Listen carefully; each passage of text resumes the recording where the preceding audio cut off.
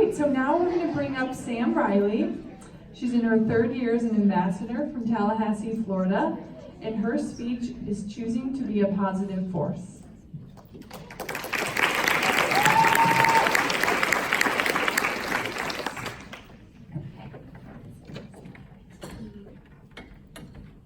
Okay, hi everybody. I'm Sam. Wow, what an amazing group. These TESS talks and all the other speakers today. I just cannot believe the amount of energy in this room right now. So speaking of energy, I had this teacher in high school, and when we would walk into her classroom, it smelled like incense, and she was always eating like some raw vegan salad, which isn't unusual when I'm in Colorado, I know. But she used to do this thing when we would walk in, and she would be like, oh my gosh, your auras, I need you to cleanse, I need you to reset your energy. And she would actually make us take our hands and fling off any kind of like crazy weird energy you're having. So before I get started, real quick, do the hippie thing with me, just go, we're just gonna fling it away, we're just gonna fling it away.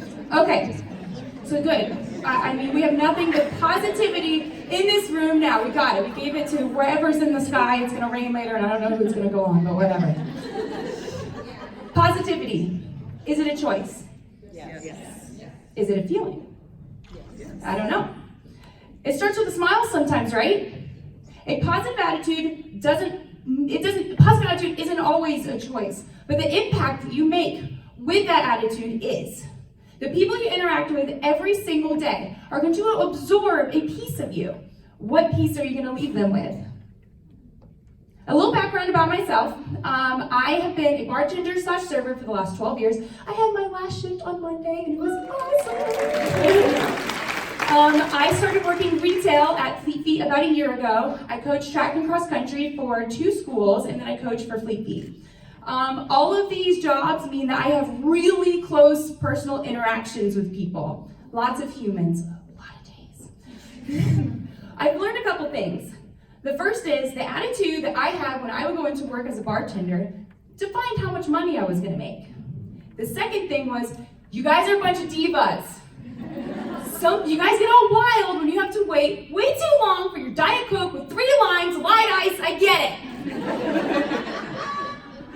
Oh my goodness. I get it. You waited tables in college. It wasn't that hard. It was that hard, okay? Okay. So you cannot predict what's going to happen when you leave them, but sometimes all you have to do is try. All you have to start with a smile. Just start with a smile. Like, I'm going to make a choice that I'm going to leave this person with my smile and hope that they smile in return. So you can't always predict who's going to have that impact on you, right? Sometimes you make friends with people you never knew existed. This weekend, a perfect example of that. So this brings me to my friend Ben. Ben was a trainer at my gym. He wanted to train for a marathon. Ben is a really big, strong guy. I'm pretty sure he was using steroids. So in exchange for me training him to run a marathon, he was going to helplessly try and teach me how to lift weights, which was a disaster. And I don't know what long distance runners have ever tried to squat before, but it is not pretty. So as I started working with Ben, he started working with me, we found that we got along really well. We spoke with ease. It was just easy to be around each other. And he was always so funny, recklessly funny. Class clown. As soon as you're around him, he's just making you laugh, just that positive impact you just want to steal away from somebody. But over time, I learned that he was also very dark, very lonely.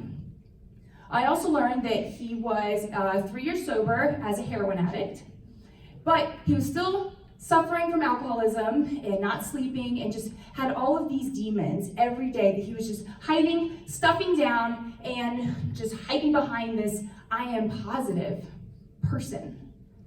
So it was just hidden. So, hold on just a second. So I started working with him during a very dark time in my life. I didn't have my degree yet. I was living with my parents. I had no idea what direction I was going with my career. And somewhere along the lines, I kind of figured out that I needed to step out, and I moved across the state, and I went back to school. I actually started running for the college cross country team. I started to feel this light in this and become this like person again. He remained one of my friends. He finished his marathon. He started doing mud races, and we stayed in contact. But slowly, I began to hear less and less from him. Fast forward, it's after cross country season. I'm training for Rocky Raccoon 100. This was going to be my third 100-mile race. I was in the best shape of my life. I was training so hard. I was so excited about this race. And about 2 weeks before my race, I get a phone call from one of my friends saying that Ben had relapsed and had overdosed and was in the hospital.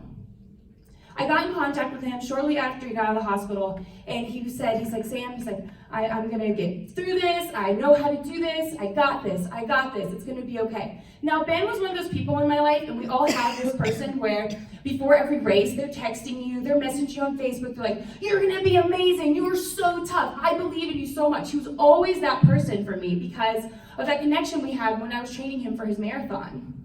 So, of course, we're talking, he's saying, I've got my sponsor again, I'm gonna get through this. And then we started talking about my race. I was like, this is my Western States qualifier, like I'm working really hard. He's like, you're so tough, you always finish, you're just so good, you're gonna finish. He was, after coming out of the hospital, after relapsing, he just has this amazing things that he's just throwing towards me. That was him, that was always him. So let's fast forward 2 weeks. It's the day before Rocky Raccoon, I'm on my way to Texas. And I get a phone call, he had overdosed and died down on the bathroom floor that morning. Yeah. I had never worked with or dealt with addicts before. He told me, I got this. I didn't know that's what they all say. So I don't know if it was shock, I don't know if it was disbelief, but I didn't know what to feel. But I was like, well, I'm on an airplane to Texas right now to run 100 miles. And I'm just gonna do it. And I decided in that moment, I was like, I'm gonna dedicate this race to him. Like, this is gonna be my race. I'm gonna run 100 miles for Ben. And that's what happened. As soon as the gun went off, oh no, there's not guns at ultras, but and I would just picture like a gun goes off and everyone's sprinting to run 100 miles. It's not how it goes. As soon as the race starts, his energy is just pulsing through me. And I started having the most amazing race I've ever had. I got to mile 60, I hadn't even hit a wall yet. My legs, I felt like I had just started. My nutrition, I was on track to run a sub 20-hour 100-mile race. It was the best thing ever. I was like, I'm doing this for you, Ben. I got this. So I start my third loop. It's dark, and suddenly I hit a root, twist, boom. Sharp pain in my knee. I tore my meniscus. Hit the ground, tried to get up. Tried to take 2 steps, boom, hit the ground again. I knew it was bad. I was like, you'll hear that pop and know, like, this is gonna be fine. But I knew in that moment, I was gonna have to walk the last 40 miles of that race. And so I lay there, I'm like, I have to do this. And suddenly I went from taking this energy they had given me to have the best race of my life to, oh my God, I have to walk 40 miles now. Because I told him I was gonna do it. I told him I was gonna get into Western States. And he's not here for me to tell him that I finished. So I started walking. I found a stick. I hallucinated. It started raining in the overnight. I mean, it was awful. But it was in those miles that I began to grieve. I began to know this person that was no longer on this earth, who was 26 years old, who had a mother. I started to feel that he was no longer here. And the sun came up, and I'm coming around this corner, and there's this mist that's coming over this lake, and suddenly I felt peace. And I knew in that moment that he finally had peace too, and it was gonna be okay. So I finished the race. I had ice all over my knees, and I said, here's to you, Ben. It took 28 hours, but here's to you. Oh, God.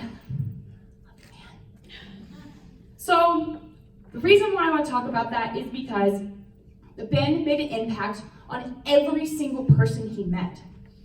You can do that. That is why you are here. That's why you go to a skirt sports retreat, to learn how to be the best version of yourself again and again. And you walk out those doors, you go to the airport, I don't care if you have to wait for your baggage for an hour, you can be positive. You have a choice every single day what force you're going to be in this world. And you can do it. I don't care, I don't know what you're going through right now, but it's going to be okay. You are going to be okay. You are so beautiful, you are so amazing, and you're going to do it. Just start with a smile, be positive, and give it to someone else too.